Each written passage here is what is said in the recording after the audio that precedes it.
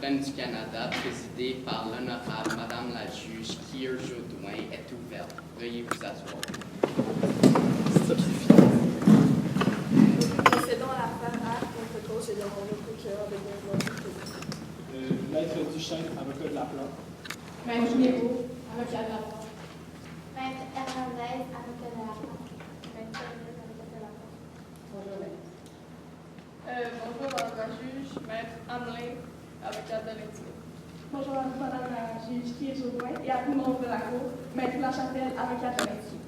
Bonjour Madame la juge, Maître Bézil, avocate de l'éthique. Maître Ducoubert, avocate de l'éthique. Bonjour, maître.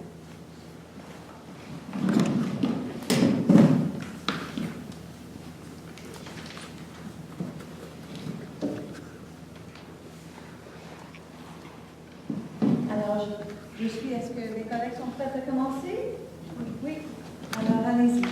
Alors, Madame la juge qui est Jodoin, Monsieur Paul était un enseignant d'une école à l'Ontario. Il avait le droit d'utiliser un ordinateur de l'école occasionnellement pour les fins personnelles.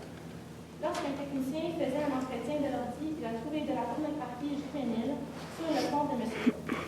L'école a ensuite fait une copie du dossier pour donner à la police afin de faire une fouille plus concrète. Donc, ici, on avait un doute raisonnable. On avait trouvé de la pornographie juvénile, mais ce n'était pas notre intention. Les policiers avaient donc cause pour chercher encore plus dans les dossiers. Monsieur Cole travaille auprès des enfants à chaque jour, donc c'était une urgence pour les gars. Dans les circonstances, les policiers auraient pu avoir un mandat, mais ils étaient pressés pour le temps pour la sécurité des jeunes.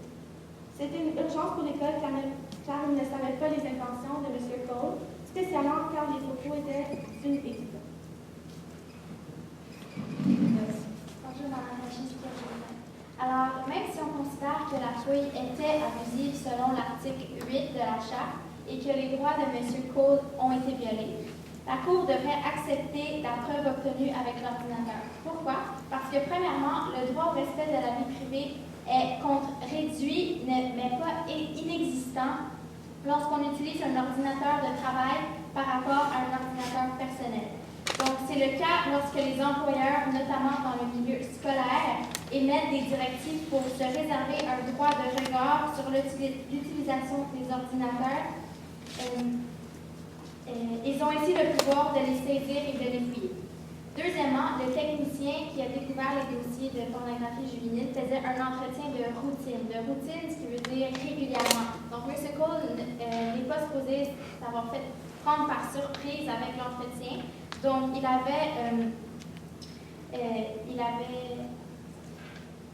ne devait pas s'attendre à ce qu'il ait des choses illégales sur son ordinateur et que ça ne se fasse pas découvrir. On vous rappelle que l'ordinateur appartient à la commission scolaire. Oui, la commission scolaire lui a dit qu'il pouvait l'utiliser pour des fins personnelles, mais cela n'est pas plus légal et correct si sur son ordinateur il avait de la pornographie juvénile. Merci. Madame la juge Kier Jodoin, nous croyons que dans l'optique que la fouille soit rendue abusive selon l'article 8, cette décision n'engendrerait qu'une perte de confiance du public. Dans le cas que la preuve serait écartée, cette preuve est la plus incriminante qu'il y a, alors nous pourrions laisser s'échapper un présumé criminel. Et nous croyons que rendre en liberté M. Cole après avoir rendu cette histoire publique ne ferait que diminuer la confiance du public envers le système de justice. Il est dans l'intérêt de la Cour de ne pas considérer la fouille comme abusive, car elle ne ferait que diminuer la confiance du public et ferait s'échapper un présumé prédateur sexuel. Nous savons tous que cette preuve existe, alors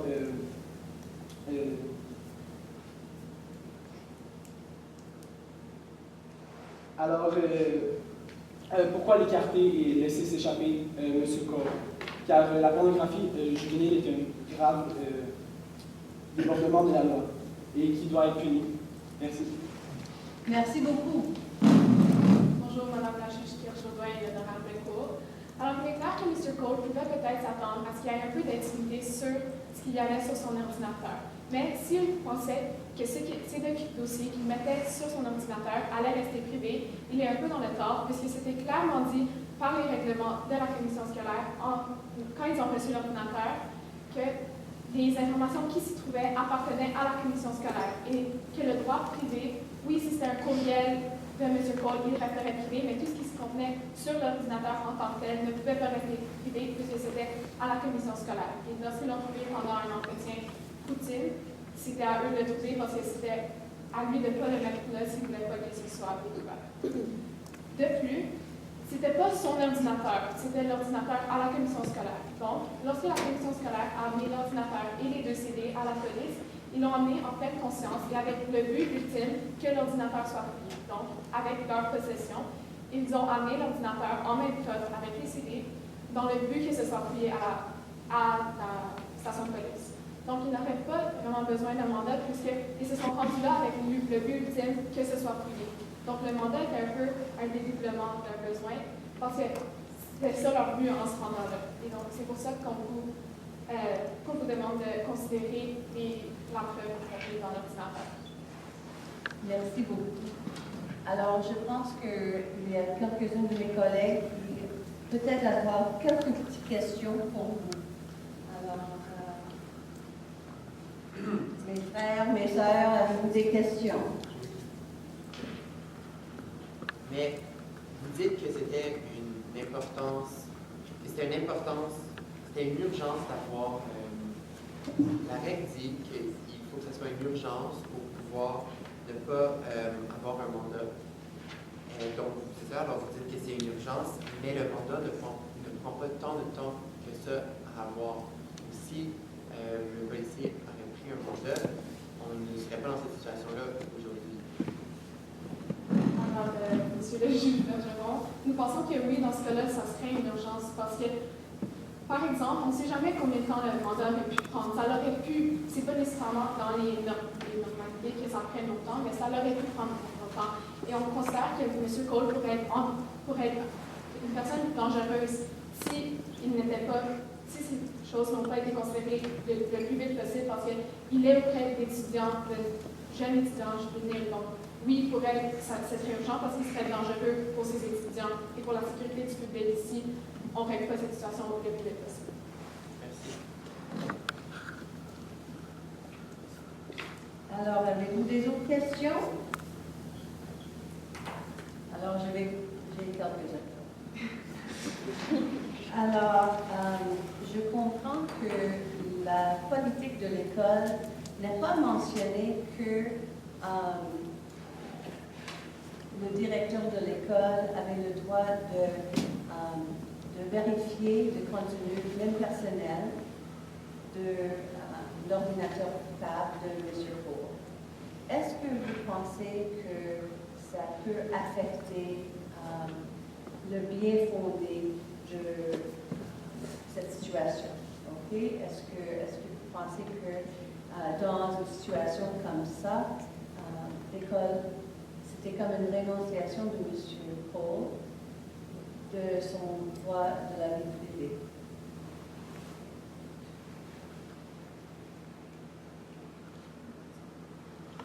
Nous ne croyons pas que, Madame la juge qui rejoint, que dans le fond, cette preuve fait diminuer la légitimité de l'école, car il était en pleine connaissance que ce type de fouille sporadique pouvait arriver. Merci. OK, merci beaucoup. Une dernière question aussi. Pouvez-vous me donner quelques exemples dans lesquels vous pensez qu'un mandat n'est totalement pas nécessaire? OK? Dans une situation comme ça, c'est en fait quand le photographe, en fait c'est une situation assez grave, mais est-ce qu'il y a des circonstances particulières que vous pouvez penser que les policiers et l'école doivent intervenir de façon rapide, même sans mandat? Madame la juge Kirchhoff, nous pensons que cette situation est assez urgente puisqu'on ne sait pas qu'est-ce qui pourrait se passer dans la tête à M. Cole. Une fois qu'il a l'information qu'il cherche un mandat, là, ça peut déclencher quelque chose pour M. Cole parce que oui, ça reste que c'est un prédateur sexuel et qu'il a fait quelque chose qui est criminel. Donc, ces actions, une fois qu'on a su que quelqu'un aurait eu un mandat, peuvent être beaucoup plus graves et plus dangereuses pour la sécurité des jeunes à l'école et même juste du public en général. Je pense qu'il pourrait essayer de faire en sorte d'essayer de s'en sortir. Merci beaucoup pour vos réponses. Alors, oui? Donc, vous affirmez qu'en recevant l'ordinateur, M. Paul a eu 2 consignes, puis se reproduisent un peu. Une qui dicte que M. Paul peut utiliser l'ordinateur pour ses besoins personnels, et l'autre qui dit que l'ordinateur appartient tout de même à la commission scolaire. Donc, pourquoi pensez-vous que la règle qui dit que ça appartient à la commission scolaire, pourquoi est-ce qu'elle a plus de poids que l'autre qui dit qu'il peut utiliser à ses fins? Mais très simple, quand on parle de trucs personnels, c'est un courriel envoyé à son cousin pour le souper en fin de semaine, pour des photos de famille de voyage à Paris, mais ce n'est pas des choses illégales comme la pornographie juvénile. Donc oui, ça appartient à l'école, et des faits personnels, mais ça a une limite à ce que tu peux avoir de personnel sur l'ordinateur. Si je peux ajouter. Dans le fond, c'est aussi que oui, l'ordinateur appartient à la commission scolaire. Donc, tout ce qui se trouve sur l'ordinateur appartient à la commission scolaire. Donc, il pourrait demander, s'il y a, par exemple, des photos de sa famille, qu'ils ne soient pas touchés. Mais quelque chose d'illégal, il ne peut pas s'attendre à ce que, si c'est découvert, que les gens ont fait juste « Ah, mais c'était privé », c'est quelque chose qui n'est pas supposé être là, que ce soit son ordinateur privé ou pas, c'est pas supposé être là. Donc, une fois que ça a été trouvé, on ne peut pas juste ignorer ces informations.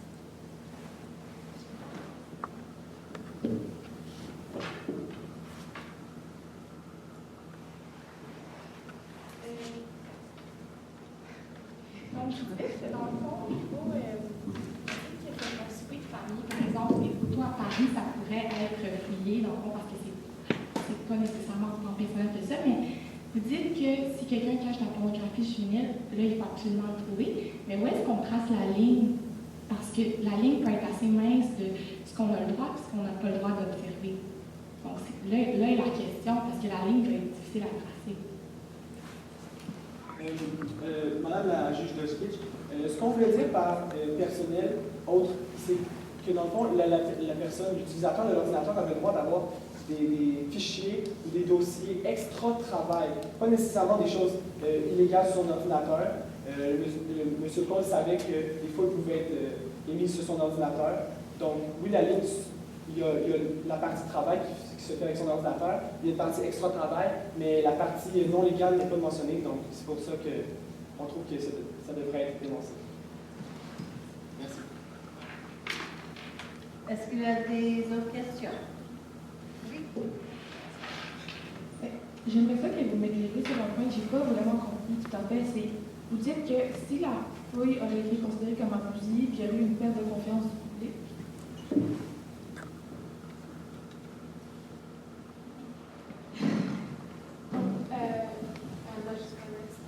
Dans le fond, oui, il y aurait une perte de confiance pour le public parce que ça laisse à croire au public qu'on a su ces informations, puis à cause que possiblement la fouille a été un petit peu abusive ou un petit peu mal, pas été dans le bon ordre, qu'on devrait juste détourner nos yeux de les faits qu'il avait une photo d'une fille de l'école de 16 ans. Puis, ça va perdre la confiance du public dans le sens que, dans le fond, ils vont plus croire dans le système de la justice parce qu'on fait juste détourner les yeux, mais vraiment, est-ce que le fait de manquer un mandat prend un plus grand poids dans la société que de la pornographie juvénile? Je ne penserais pas. Une dernière question. Donc, vous affirmez que ignorer la saisie abusive, ce serait une perte de confiance du public. Par contre, ne pensez-vous pas que perdre la confiance du public, ce serait aussi en ignorant le fait que... Je comprends. exactement. Le non-respect des consignes ne considère pas que ça atteint la confiance du public aussi bien que d'ignorer la socialité. Madame la juge Cassin, oui, c'est sûr que ça va des deux bords, sauf que si on compare les deux dangers, le danger de laisser un pédophile en liberté est beaucoup plus dangereux ou le public va perdre beaucoup plus de confiance de ce bord-là que si on ignore le fait que c'était une fouille abusive. Le danger n'est même pas comparable à ça. Alors, avez-vous d'autres questions? Alors, Maître, je vous donne. Bonjour, Madame la juge Beaudoin et à vous, membres de la Cour. Maître André pour l'intimer. Donc, je vais commencer par vous énoncer une série de faits concernant ce cas pour clarifier, en fait, les informations et mes consoeurs poursuivront par vous expliquer comment les droits de notre client n'ont pas été respectés. Donc, premièrement, j'aimerais affirmer que la commission scolaire a sélectionné notre client, M. Cole, comme étant le responsable dédié à la sécurité des élèves sur le web. Donc, en fait, ça démontre qu'il y avait une certaine confiance envers M. Cole et que pour le choisir lui, c'était un membre de la société assez inoffensif, je dois dire au niveau de la sécurité des élèves, donc ils l'ont choisi. Ensuite, la commission scolaire a fourni un ordinateur portable à notre client. Ils lui ont mentionné que notre client pouvait utiliser l'ordinateur à des fins personnelles. De plus en plus, les gens n'ont pas d'ordinateur à la maison et d'ordinateur pour le bureau. Pour l'efficacité, ils ont un ordinateur portable. Donc, la question est-ce que la commission scolaire avait le droit de fouiller dans... Mais en fait, mes confrères et mes consoeurs ont mentionné que c'était une fouille de routine. Par contre, le fichier, le document était protégé d'un mot de passe. Donc, est-ce que c'est pendant une fouille de routine qu'on peut trouver des documents qu'ils ont trouvés? Je ne crois pas. Et en fait, la question c'est, est-ce que si la commission scolaire avait retrouvé, par exemple, des rapports médicaux ou des rapports d'impôts et de taxes, est-ce qu'ils auraient continué leur fouille, puisque ces documents sont supposés être confidentiels? Donc, ça serait une violation de la vie privée de notre client et ça ira à l'encontre de tous les droits fondamentaux énoncés dans la Charte. Ensuite, donc, une photographie a été retrouvée sur l'ordinateur de notre client, c'est vrai. Et le directeur a demandé au technicien d'en faire une copie sur un disque compact. Donc, 2 copies de ces photos ont été faites et ils ont été remis au service de police pour une enquête. Ensuite, le service de police a remis ces disques à un analyste juridique pour qu'il fasse des recherches encore plus profondes. Donc, entre-temps, notre client n'a pas été... il n'y avait aucune idée de ce qui se passait avec ses documents personnels. Il n'y a eu aucun mandat de perquisition qui lui ont été adressés. Et entre-temps, est-ce que la commission scolaire a jugé que c'était nécessaire de soit suspendre ou congédier notre client? On n'a eu aucune information là-dessus, puisque notre client n'était même pas au courant de la situation de ces documents. Donc, c'est un peu pour ça qu'on offre un mandat de perquisition, c'est pour informer la raison et est-ce qu'on a raison de fouiller dans les documents de notre client. Donc, voilà. Est-ce que la question était vraiment pressante? Est-ce que ça nécessitait un mandat de perquisition? Mes consoeurs vont parler plus longtemps. Bonjour, Madame la juge Pierre Jodoin et à vous, honorable cour, Maître Lachapelle, avocat de l'intimé. Donc, l'article 8 de la Charte canadienne stipule qu'une fouille peut être exécutée lorsqu'une personne vous attend raisonnable de vie privée face à cette saisie. Est-ce que le technicien était vraiment au droit de fouiller les dossiers clairement identifiés personnels de notre client? Absolument pas. Les règles d'utilisation de l'ordinateur étaient claires. Même si l'ordinateur et ses données appartenaient à la commission scolaire, elle promet tout de même que les employés pouvaient utiliser les ordinateurs à leur fin personnelle, un droit qui se devait de respecter la commission scolaire. Bien qu'elle ne garantisse pas nécessairement la vie privée de notre client, un certain respect s'impose lors de la vie privée et protéger des individus. Madame la juge, Le technicien n'avait en aucun droit un laissez-passer gratuit sur la vie privée de notre client. M. Cole avait clairement identifié les dossiers comme étant personnels et les fouiller consiste à une grave intrusion. Une intrusion qui, n'étant pas une routine, consiste à une grave intrusion dans la loi venant à l'encontre de l'article 8. Était-ce irraisonnable pour notre client de s'attendre à un respect de sa vie privée alors que les règles de l'ordinateur lui permettaient justement de l'utiliser à ses fins? Et était-ce aussi irraisonnable de s'attendre à aucune intrusion illégale et abusive à son insu? Poser la question, c'est répondre. Merci. Bonjour Madame la juge, bonjour membre de la Cour, maître Belzile, avocate de l'intime. La ligne est très mince entre ordinateur de travail et ordinateur personnel. En effet, la plupart des employeurs vont fournir un ordinateur à leurs employés et ceux-ci n'iront pas par la suite acheter un deuxième ordinateur seulement pour l'utiliser à des fins personnelles. Ainsi, tout le contenu de l'employé se retrouve, qu'il soit public ou privé, se retrouve dans un seul endroit. Donc, les policiers qui ont effectué la fouille dans les données privées de M. Cole ont effectué une fouille abusive dans le cadre de l'article 8 de la Charte. Même si c'était l'ordinateur de l'école, les données qui s'y trouvaient étaient des données personnelles qui sont protégées contre les fouilles abusives par le droit de la protection de la vie privée. Donc, les policiers n'avaient pas accès à ces informations sans un mandat de perquisition. De toute façon, les policiers auraient eu le mandat et très rapidement, évidemment, et ce plan n'était aucunement urgent parce que la vie de personne était en danger. Donc, ils auraient simplement dû suivre la procédure sans couper les coins ronds. La procédure est mise en place afin de s'assurer que chacun soit respecté dans ses droits et libertés, et même s'ils ont commis un crime, le gouvernement se doit de respecter le droit à la vie privée de tous et chacun avant même de l'accuser de quelconque crime. Bonjour, l'honorable Cour. Madame la juge, il est temps d'être honnête et de se poser les vraies questions. Est-il juste d'accepter les autorités de nous laisser nous voler notre vie privée en tant que citoyen? Est-il aujourd'hui, en 2016, correct d'avoir peur pour notre propre vie privée? Nous vivons dans l'un des pays les plus respectueux du droit, le Canada. Pourtant, et c'est comme mon client M. Cole, vous devriez en avoir peur parce que qui sait, un mandat c'est plus important. Alors que mon client avait à sa volonté verrouillé les dossiers qui se trouvaient confidentiels, ses employeurs ont fouillé et remis à la police tout ce qui lui appartenait, et je répète, de façon illégalement devant les tribunaux. C'est inconcevable. Vous me direz oui, mais l'ordinateur appartenait à l'école, donc il y avait le droit de le remettre. C'est exact, l'ordinateur appartenait à l'école, mais pas le contenu qui s'y trouvait à l'intérieur. Prenez l'exemple d'un propriétaire d'un loyer. Il le loue à un locataire. Même si le logement, prenons un appartement, lui appartient, il n'a pas le droit de laisser la police rentrer dans l'appartement qu'il n'avait pas, même si ça lui appartient comme l'ordinateur lui appartenait. C'est la même chose ici.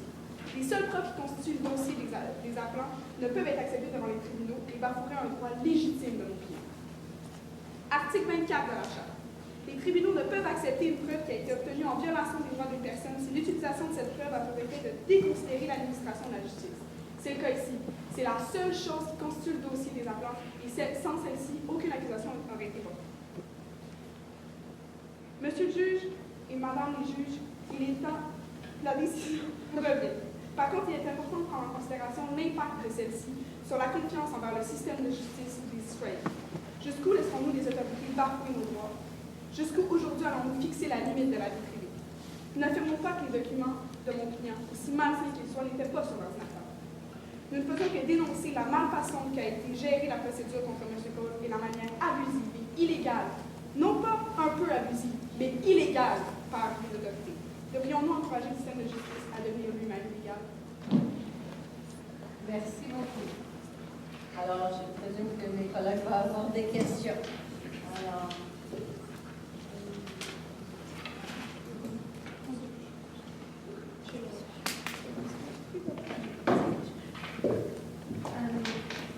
comment justifiez-vous le fait que M. Cole a parmi des affaires personnelles, même si c'est bel et bien écrit dans le règlement numéro 3, que les personnes qui utilisaient ces ordinateurs ne devaient pas s'attendre à la protection de leur vie privée quand on donne des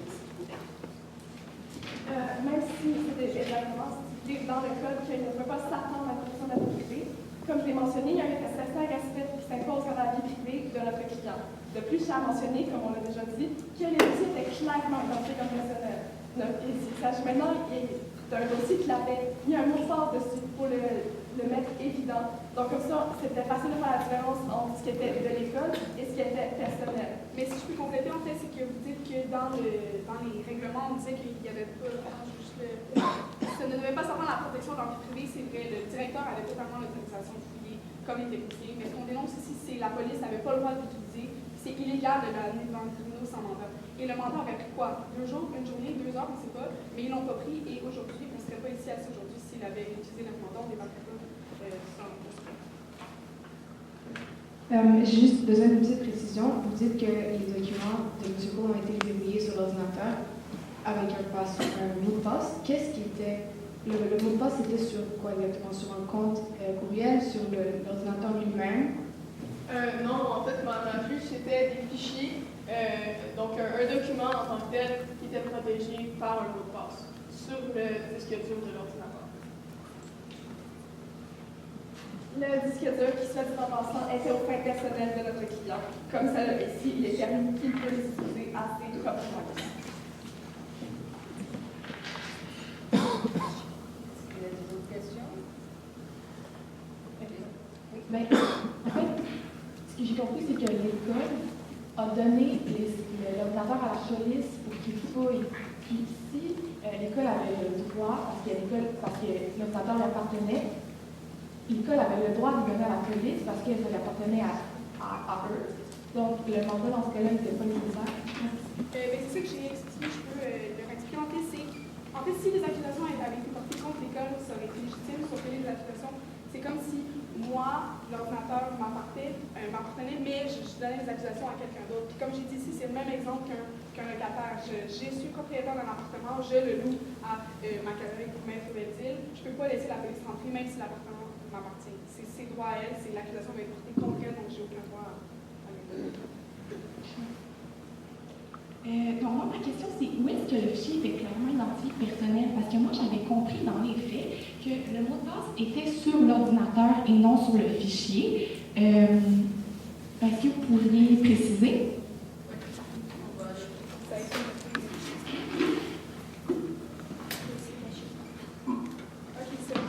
Donc, en effet, vous avez un peu mal compris. Le mot de passe était sur le dossier. Donc, pour accéder au dossier, il fallait entrer. Mais dossier caché, ça ne signifie pas nécessairement qu'il y a un mot de passe dessus.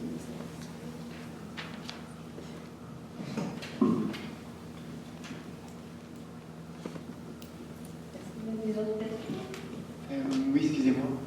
Alors, un des règlements que l'école a instauré pour l'utilisation de l'ordinateur, c'était, comme vous avez dit, que les employés pouvaient occasionnellement utiliser à des fins personnelles l'ordinateur fourni par la commission scolaire.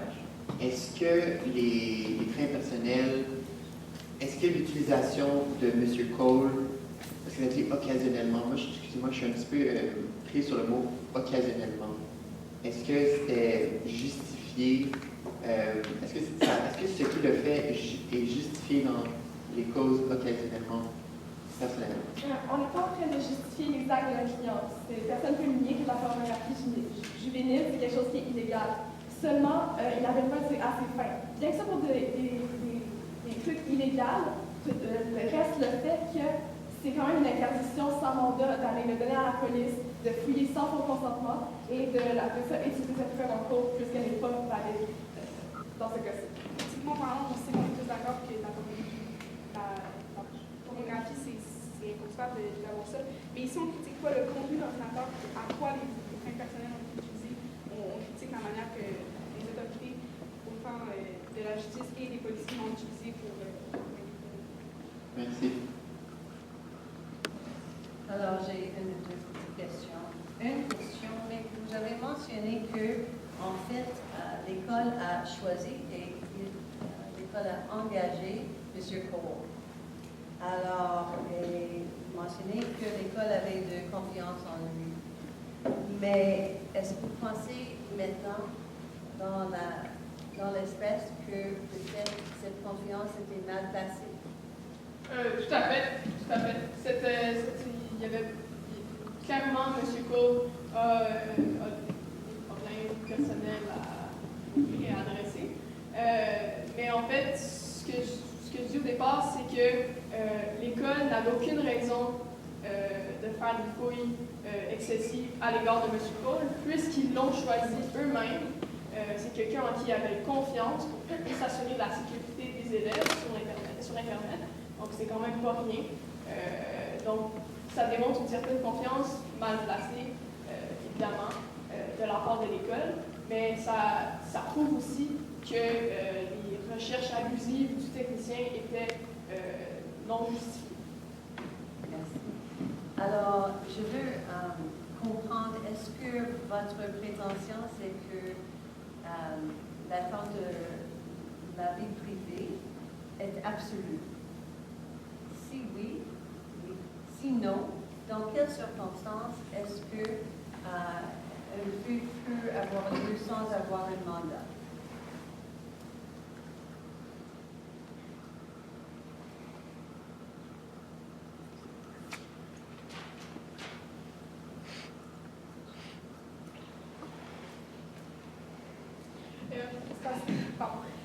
En fait, c'est ce que vous dites, c'est que vous demandez où on doit fixer la vie privée. C'est exact. Okay. Je pense que personnellement, dans ce cas-ci, la question de vie privée, en ce moment, il y a un débat qui se débat par rapport à la compagnie Apple les autorités des États-Unis qui veulent avoir accès à ces certains fruits. Et je pense qu'on débat là-dessus sur le fait de où fixer la vie privée. Est-ce qu'on donne l'autorisation à tout le monde ou on la restreint complètement? Dans ce cas-ci, dans le cas de notre client, c'était l'atteinte à la vie privée a été que aujourd'hui, tout le monde le fait, les mandats ont été créés pour ça. Aujourd'hui, on prend un mandat et la vie privée n'est plus prise en considération, sachant qu'on a un mandat. Ici, on n'a pas eu, et comparé aux autres cas du cas de Apple qui se débat en ce moment, c'est pas une question de mandat parce qu'on veut débloquer à tout le monde, mais ici, on débat plus du fait que la vie privée on aurait pu passer par-dessus la vie privée à l'aide d'un simple mandat qui aurait pris 1 ou 2 heures, mais ça a été, on a tourné les points ronds. Est-ce qu'il y a jamais des circonstances dans lesquelles que les policiers doivent agir d'une façon très spécifique? Si la vie de quelqu'un avait été en danger, et je pense que les appelants ont mentionné que ça aurait été dangereux pour les étudiants. Moi, je ne crois pas, on n'a aucune preuve pour déterminer que M. Cole était des vies en danger. Au contraire, aucun acte, son dossier est vide et vierge, il n'y a rien qui dit que lui était dangereux. Et encore moins, sachant qu'il travaillait en médical depuis très longtemps, il n'y a rien qui a été déclaré à son dossier. Et en plus, on peut mentionner le fait que c'était la pornographie. Il n'y a rien qui démontre qu'il a continué plus loin que. Merci beaucoup. Vous dites que M. Cole a été sélectionné pour être responsable de la sécurité des élèves, c'est ça? Mais n'est-il pas justifiable de fouiller les dossiers de la personne qui est chargée lui-même de la sécurité des élèves? C'est parce que là, les dossiers qu'il contenait, ils se contredisaient parce qu'il parlait carrément ce qu'il était supposé faire lui-même. En fait, le travail de M. Cole, je pense que c'était plus de s'assurer que l'activité sur les réseaux sociaux, par exemple, n'était pas illégale ou qui exposait des informations personnelles des élèves, par exemple leur adresse, numéro de téléphone, qui pourrait mettre la vie des élèves en danger. Donc, ils n'étaient pas en train de fouiller dans leurs photos personnelles, dans leurs albums, sur leur ordinateur. Ce qu'ils faisaient, c'est qu'ils s'assuraient que les élèves restaient en sécurité sur les réseaux sociaux où on le sait. Il y a plusieurs prédateurs qui peuvent attaquer à tout moment, qui peuvent prendre votre information personnelle et l'utiliser à des fins négatives. Je peux préciser aussi, comme vous avez dit, l'école est sélectionnée. Et en fait, s'il y avait eu des rapports, en fait, les élèves se plaignent au directeur, M. David, s'il y avait des élèves qui avaient fait des rapports par rapport à M. Cole sur les cas d'abus de comportement suspect, là, peut-être qu'il aurait été justifié de faire une fouille plus approfondie de l'ordinateur de M. Cole. Mais dans ce cas-ci, le technicien, comme vous avez dit, soit est tombé sur les documents par hasard dans une fouille de routine, ou il a cherché, il a fait une recherche plus approfondie, qui n'était pas justifiée. Donc en fait, s'il y a des raisons qui nous poussent à se questionner sur la sécurité des élèves, là, il est justifié par une fouille approfondie. Mais n'empêche que ça prend quand même un mandat de la police pour obtenir ces documents-là. C'est pas quelque chose qu'on peut passer à côté. Un mandat est là pour justifier, pour s'assurer que les preuves sont suffisantes et les suspicions sont suffisantes pour pousser plus loin la recherche. Donc là ça ne vient pas porter atteinte à la vie privée parce qu'on veut vraiment répondre à des alertes qui ont été posées par les élèves. Dans ce cas-ci, il n'y a rien de ça. J'ai juste une dernière question que je viens à penser. Si M. Cole, qui avait comme tâche de superviser et de surveiller les ordinateurs des étudiants, a trouvé sur un des ordinateurs portables des étudiants des images pornographiques, alors dans ce cas, est-ce qu'un mandat est nécessaire? Si la fouille avait été faite dans le cadre de ses fonctions, c'est-à-dire la routine et que les dossiers n'étaient pas protégés, dans ce cas-ci, on n'aurait pas pu dire que notre client musical aurait passé par-dessus la vie privée de l'élève. Et peu importe, en ce moment, dans la loi, il faut un mandat. Que ce soit pour plus petit ou plus grand, le mandat est nécessaire dans ce cas-ci. Donc oui, notre client a tout de même besoin d'un mandat. Merci beaucoup. Je pense que la Cour doit se retirer maintenant pour délibérer le temps qui file. Merci beaucoup. Alors, merci beaucoup pour les représentations. Réplique? Rapidement, parce qu'on va déborder un peu sur la côte. Mais c'est pas grave, on est en pause. OK, c'est bon. Non, mais. Tout le monde est d'accord? Non. OK. On n'est pas d'accord. Alors, excuse-moi, pas de débat. Un petit réplique. Nous avons passé beaucoup de temps avec beaucoup de questions que vous avez bien répondues. Alors, je veux avoir un petit réplique de votre part. Alors, je suis un membre des avocats de l'intimé. Vous avez mentionné que M. Cole n'était pas un danger, mais la vie de la jeune fille aurait pu être en danger. On ne peut pas présumer ses intentions, les intentions de M. Cole, mais on ne peut pas ignorer le fait qu'il travaillait auprès des jeunes chaque jour, même la fille dans les photos.